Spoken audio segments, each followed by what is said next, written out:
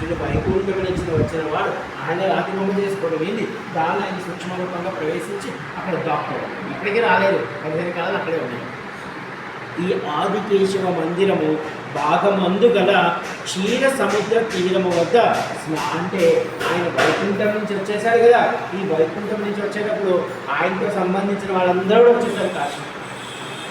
ఎందుకంటే మనం కూడా ఒక 5-6 సంవత్సరాలకి ఉండనైనా అని చెప్పినప్పుడు మనకు కావాల్సినటువంటి వస్తువులు మన చుట్టుపక్కల వాళ్ళందరూ కూడా చెప్పేసి ఇప్పుడైతే వాళ్ళ ఫోన్ నెంబర్లు అన్ని తీసుకొని ఇప్పుడు మళ్ళీ చాలామంది ఏం చేస్తున్నారంటే కాశీకి 9 మంది వస్తున్నారు కదా, ఈ వచ్చిన వాళ్ళు ఏం చేస్తున్నారంటే మేము వచ్చేస్తున్నామండి, మీరు నెలకు ఒక 10 మంది రండి, నెలకి మా వాణి అమ్మ గారి దాకా చెల్లి గారిని ఒకనేడా బావమరుదులు గారిని ఒకనేడా మరుదులు అంటే తప్పలేదు అలా. అంటే ఎందుకంటే మేము ఉన్నప్పుడే వచ్చారనుకునే మంచి చెడ్డ చూపెడతాం. అంటే ఇది కూడా వాళ్ళ భూమిక అంటే విష్ణుమూర్తి కూడా ఇలాగే విష్ణుమూర్తి కూడా నేను పోతున్నాను మరి వస్తాను అన్న తెలియదు.